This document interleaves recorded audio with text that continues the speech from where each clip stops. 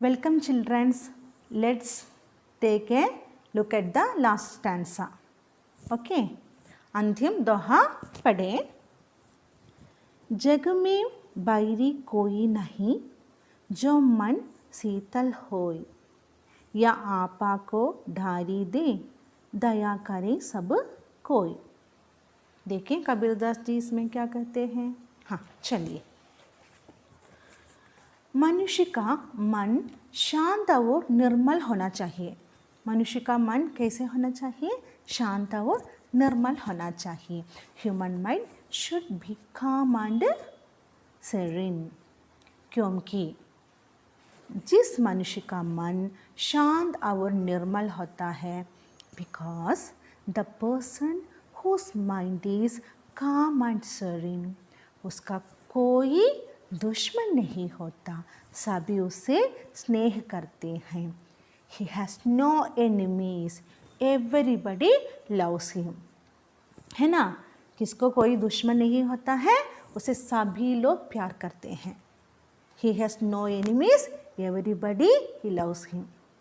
मनुष्य का अहंकार त्यागने का संदेश इसलिए दिया गया है. मनुष्य को किसको त्याग करने का संदेश दिया है. हाँ, मनुष्य को अपने मन के अहंकार त्यागने का संदेश इसलिए दिया है. That's why they gave the main message to give up ego. क्योंकि जो संसार त्याग देता है, जो संसार में अहंकार को, जो मनुष्य अपने अहंकार को त्याग देता है, because the one who gives up the ego, उस पर सभी कृपा भाव बनाए रखते हैं. उस पर कभी कृपा भाव बनाए रखते हैं. All the grace is on him. समझे बच्चों. अपनी इस साखी में कबीरदास जी का कहना यह है कि Kabirdas ji says in his साखी दैट यदि व्यक्ति का मन शांत और निर्मल होता है, इफ वंस माइंड इज काम एंड serene, तो संसार में उसका कोई रोग नहीं यानी शत्रु नहीं होता है. It's so he has no enemy in the world.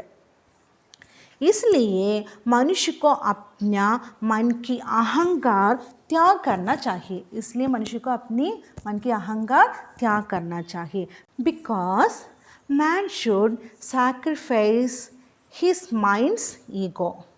Man should sacrifice his mind's ego. समझे बच्चों. मनुष्य उसका हृदय निर्मल और पवित्र हो जाता है. मनुष्य का हृदय निर्मल और पवित्र हो जाता है. His heart becomes soft and pure. Okay. ऐसा होने से सभी उस पर कृपा भाव बनाए रखते हैं. मनुष्य का हृदय सॉफ्ट और प्योर होता तो सब उसको कृपा भाव बनाए रखते हैं.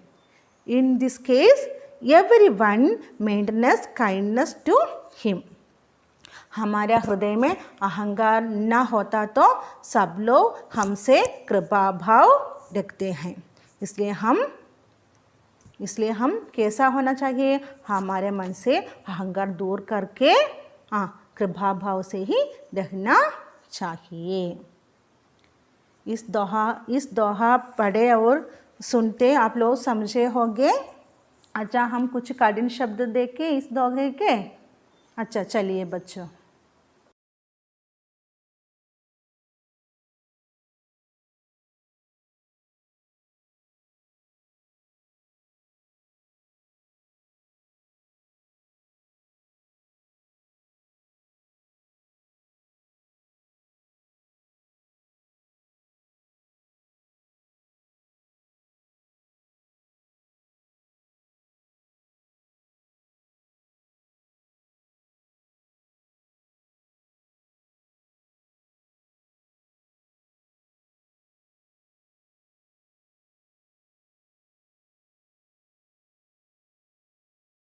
बच्चों, मैं आपसे कुछ प्रश्न पूछे, उसके जवाब दीजिए मुझे.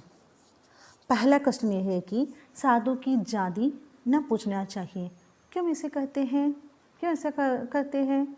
अच्छा, दूसरी प्रश्न, गाली शब्द से क्या अभिप्राय है, यानी गाली शब्द के अर्थ क्या है।